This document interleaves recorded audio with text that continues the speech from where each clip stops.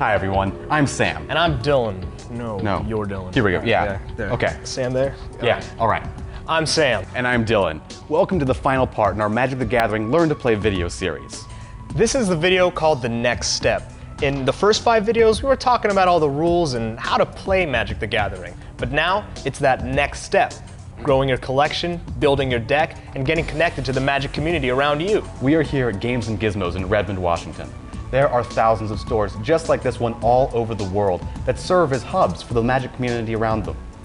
Every week, players just like you gather at game and hobby stores to check out the latest Magic products, trade ideas for deck building, and of course, most importantly, to play.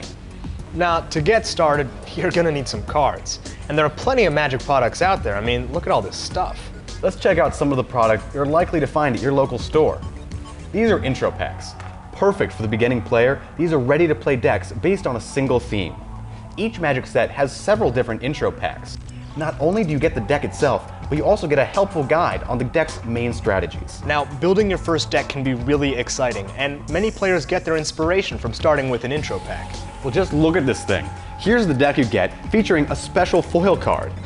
And inside each intro pack is a booster pack. When you're ready to expand your collection, open up new deck possibilities, and explore deeper into the world of Magic, you gotta check out booster packs. They're the most popular Magic product, and they're how most players get new cards. Opening a booster pack can be really exciting. Let's check one out.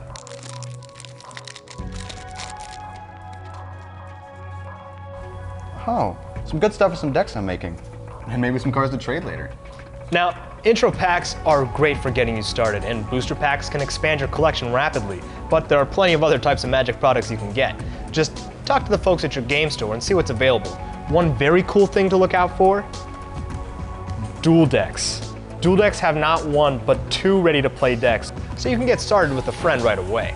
Like the intro pack decks, each deck is centered on a theme, but dual decks take that to the next level, focusing on some of the greatest rivalries in the multiverse. Some are Planeswalker versus Planeswalker in a battle for supremacy, and others, they highlight epic encounters between civilizations where the stakes are nothing less than survival.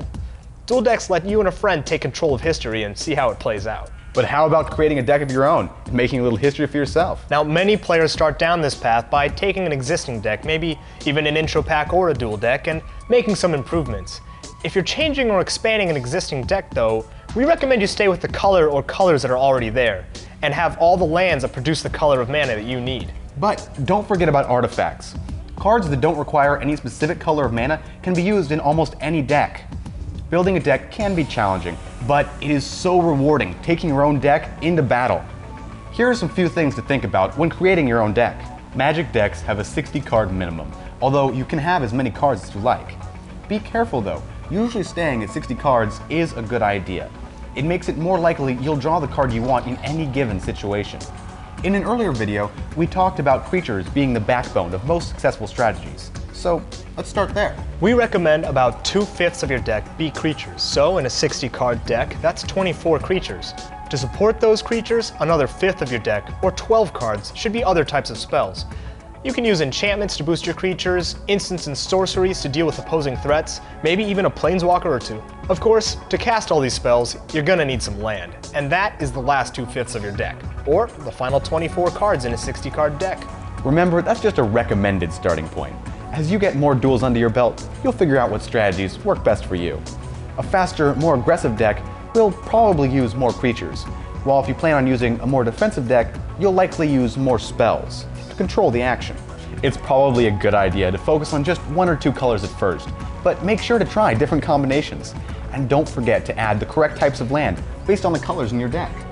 Another great resource for players is the Daily MTG. That's the official Magic web magazine. You can go to dailymtg.com to see all the latest happenings in Magic. Every weekday, there are new articles that focus on everything from competitive strategy discussion to the fantastic worlds and characters portrayed in the Magic storyline. It's also full of weekly features that include insider Magic info and the latest news on upcoming sets and products.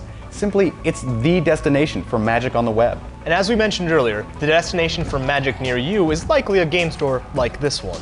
To help Magic players find these locations and find each other, there's the Wizards Play Network. The Wizards Play Network, or WPN, is thousands of game stores and other locations that support Magic.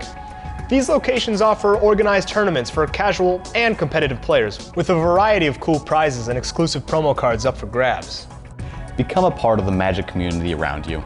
I got my start by going to Friday Night Magic, one of the many programs the WPN offers. To find a WPN location near you, check out the store locator at wizards.com/locator. And make sure to check out all of our other Magic videos. We've got features on new sets as they're released, as well as tournament coverage, and a whole lot more. And that's it, we're done. And you're ready to play one of the most amazing games ever created. Remember, if you ever have questions or would like to know more, head over to magicthegathering.com. It is the first and last word for all things Magic, and will connect you to all the other pages we've talked about in these videos. You'll also find an interactive demo that lets you practice a lot of the concepts we've taught you. Thanks for watching. And thanks for playing.